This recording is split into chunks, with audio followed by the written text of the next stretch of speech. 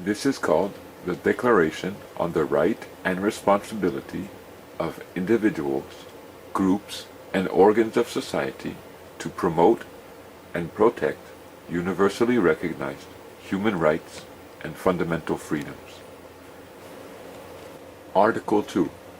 Each state has a prime responsibility and duty to protect, promote, and implement all human rights and fundamental freedoms by adopting such steps as may be necessary to create all the conditions necessary in the social, economic, political, and other fields, as well as the legal guarantees required to ensure that all persons under its jurisdiction, individually and in association with others, are able to enjoy all those rights and freedoms in practice. Each state shall adopt such legislative, administrative, and other steps as may be necessary to ensure that the rights and freedoms referred to in the present declaration are effectively guaranteed. Working off of Article 3, it says that each state, and that includes Canada, each state has a prime, or a foremost, or a first, or if you will say a higher responsibility, a prime responsibility. They have a duty to protect, promote, and implement, taking action to make sure that it's there, to implement it, to implement all human rights and fundamental freedoms by adopting such steps as necessary, now listen to the wording, to create the conditions. So the state party, Canada, was under the obligation to go about and promote, protect, and implement all our fundamental rights and freedoms as a human being.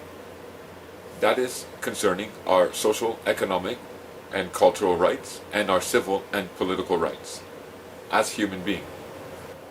This is the International Covenant on Economic, Social, and Cultural Rights. Now note what it says here. Recognizing that, in accordance with the Universal Declaration of Human Rights, the ideal of free human beings enjoying freedom from fear and want can only be achieved if conditions are created. There it is again, created, whereby everyone may enjoy his economic, social, and cultural rights, as well as his civil and political rights. The International Covenant on Civil and Political Rights. Recognizing that, in accordance with the Universal Declaration of Human Rights, the ideal of free human beings enjoying civil and political freedom and freedom from fear and want can only be achieved if conditions are created whereby everyone may enjoy his civil and political rights as well as his economic, social, and cultural rights. And there it is again. If conditions are created. So Canada had a duty and a responsibility, and they were supposed to take the necessary steps in order to create the conditions whereby everyone could enjoy their social, economic, and cultural rights, as well as their civil and political rights. Now, we see in the social, economic, and cultural rights, and we see in the civil and political rights, these covenants state the same thing, that conditions must be, or have been, or are created. Conditions are created for everyone to enjoy these rights. Whatever these rights are, here and here, you are allowed to enjoy them. Now, Canada had the duty to allow everyone also to enjoy these rights. However, in Canada, we have a person, a legal person, a Canadian citizen, and we also have men and women, human beings. Now, the person is not given the same social, economic, and cultural rights, nor are they given the same civil and political rights or the operation of law that are there that a human being has access to. A human being, the rights and fundamental freedoms that are contained within these covenants here have much freedom. An expression there that lifts them above this commerce society or system that has been created. However, a person also can acquire or is attributed rights and freedoms in these international covenants. And they're applicable upon the person also.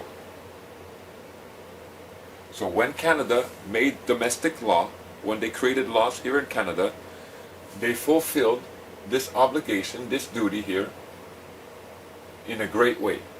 They fulfilled it in a great way by a person.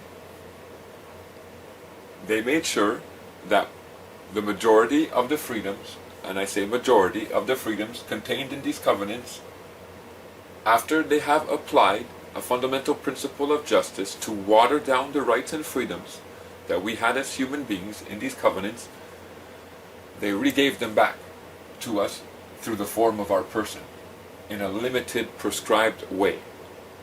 They did a good job at that. In order to find an expression of that, you just need to look through all the legislative laws, the enactments, the statutes that have been given force of law. That is what you will find as an expression of these rights and freedoms being stripped down, played around with, and given to a person in a limited way. As you've seen in my other videos, you pay for your rights, you pay for your permits, and you're considered a subject of Her Majesty who has to pay for these things. Now, with also inside of these covenants, there are rights and freedoms that are applicable to a man or a woman, a human being.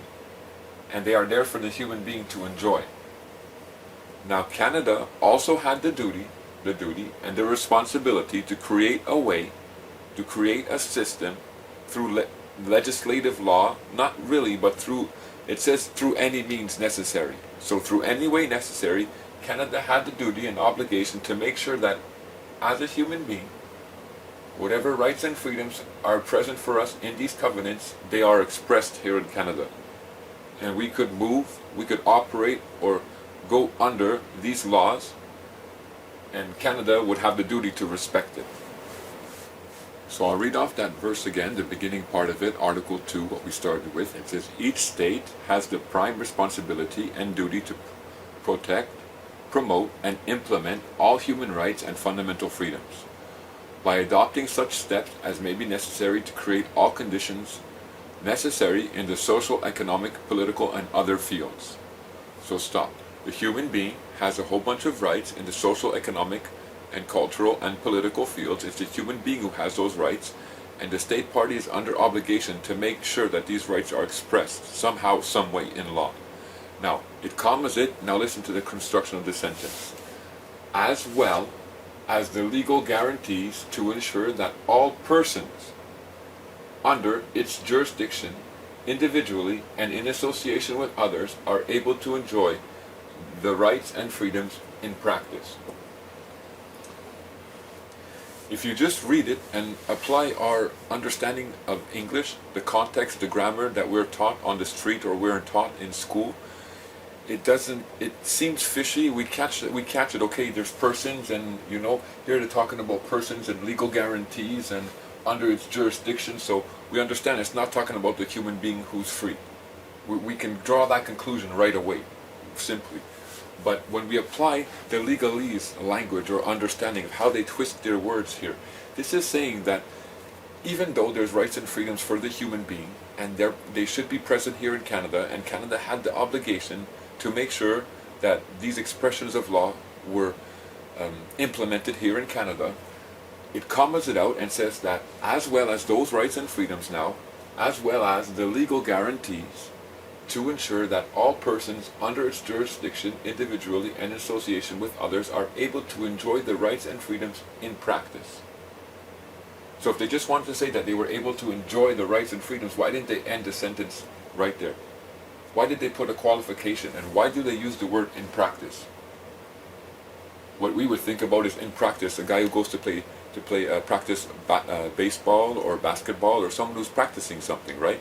Someone who's trying to get better at something. Practice. Someone who's doing something. That's not what it's implying here. It's saying that in practice, meaning that this person, these persons here, are given certain legal guarantees. If you've watched any of my videos before, you know that they apply to the human being something called a fundamental principle of justice, and they strip us of our fundamental rights and freedoms, and they return to us limited rights and freedoms through the juridical personality. Now, these legal guarantees that are given to the person are a practice or a qualification or a measure of the rights and freedoms that we have just spoken about in the first part of this verse. That the state party was under obligation to make sure that the human rights and fundamental freedoms concerning his social, economic, and cultural rights were respected, and his civil and political rights were respected. Well, in practice, we, as legal persons, are given qualified rights that come out of those charters. Qualified rights. Let's run this all down. For those who have watched my videos already, you're pretty familiar with the terms that I'm going to use and the designations, and I've shown you in law through their own words, through legal dictionaries, through the enactments, so I'm not going to qualify this again. Most of us who have been following my videos, most of you, will know a Canadian citizen. You know what a Canadian citizen means now. You know what it designates. You know the description of it. A Canadian citizen is a person. It's a person in law, a fictitious person. And this Canadian citizen, a person, has pledged allegiance to the Queen and has promised to serve her, serve the Queen. And they do this through the enactments and statutes that are given force of law. That's how she controls her subjects. The Queen, who you as a Canadian citizen, the person, have pledged allegiance to and promised to serve, will now control you through the enactments and statutes that are given force of law, and they are applicable upon persons. Now remember that Canada had the obligation also to respect our human rights and fundamental freedoms that are found in the international covenants. So let's draw out just one of those articles from those covenants, just one. And that would be in the International Covenant on Civil and Political Rights, Article 16. And hopefully those who have watched my videos know what that article states, that everyone has the right to take recognition or to enter into recognition as a person before the law. So you have a right, you have a right. You can express that right, you can use that right to take recognition as a person before the law. You can be designated a Canadian citizen who is indeed a person, who is a subject of Her Majesty, controlled by enactments and statutes, because you've promised to serve her. You can do that. That's a recognition you can take. But you have no obligation. See, the International Covenant on Civil and Political Rights, Article 16, presents you an option. Presents you personally an option here in Canada. You can take recognition as a legal person, but you have no obligation. Now Canada, as a state party to this covenant, Canada had to make an expression of law or a weight in law in order for this to be fulfilled here in Canada. They have to have some type of article of law, some type of operation of law present in order for you as a human being not to have to forcefully take recognition as a person. The Canadian citizen, that who is a person, is given certain rights and freedoms of a human being, certain rights and freedoms of that human being. And these legal guarantees for the person find their expression also in the international covenants, such as the social, economic, and cultural rights, the International Covenant on Civil and Political Rights, the Universal Declaration of Human Rights, and others. So it's the covenants work in both ways. They're there for the man, for the human being who understands what he's reading and knows how to apply this personally in their own life, and they're there also for the person, if you will, for the governments to qualify your rights and freedoms as a legal person if you are in ignorance. Now, Article 16 of the International Covenant on Civil and Political Rights, it states clearly, again, we just went through it clearly, that you as a human being have the right to enter into recognition as that Canadian citizen, but you don't have the obligation. So if you choose not to enter into that recognition, then you have rights and freedoms. But your rights and freedoms, if you will, are not really given to you. You see, they're already there in existence. The rights and freedoms, or the privileges and the benefits given to a person, must be paid for. They must have some type of qualification. For example, if I want to drive a vehicle as a person, if I don't possess a permit, I must go here in Quebec to the SAAQ, pay a certain amount of money, take a course, a learning course, go to school, learn, read a book, take some exams, and if I pass the exams, if I qualify and pay again, then I will be given a certain privilege or benefit, or right or freedom. Depends how you want to look at it, but a privilege and a benefit. But I'm paying for it and I'm qualifying for it. As a human being, I claim certain rights and freedoms. Because when we look into the international covenants and into all these expressions of law, we see that there are already articles of law present there for the man and woman, for the human being. And that man or woman can lay claim to those articles of law. Because these rights and freedoms belong to us. It's an expression of who we are. That's why when it says in Article 1, in these international covenants, that all human beings are born free, and then later on, in Article 6 of the Universal Declaration of Human Rights, and Article 16 of the International Covenant on Civil and Political Rights, we find the same verse. Again, that everyone has the right to recognition, but no obligation to enter into that recognition as a person. Why? Because it's promoting the fact, it's pushing forth the fact that the human being can remain free. That the human being has the right to remain in the capacity of being free and not being obligated to these international covenants as a person. So there's two expressions of law that are going on within all law, whether it's domestic or international. When you start to see what's happening, there's two operations of law that are there. There are one that permits the man or the human being to go free, or should be, and there's an obligation that there should be that, and there's one that's binding to the legal person, which they are trying to yoke us. See, the governments, they treat us as we are legal persons. It's funny, but when you look at this, it's kind of sick, because they consider us to be Canadian citizens, for example, here in Canada. And they consider us to have been pledged our allegiance to Her Majesty the Queen, when most of us have never even met the Queen, and hopefully would care less about the Queen.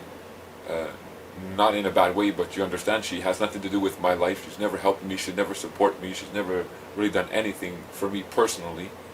Now, she claims that I'm her servant, she claims that I'm her subject, and she claims that she has the right to control me through her enactments and her laws.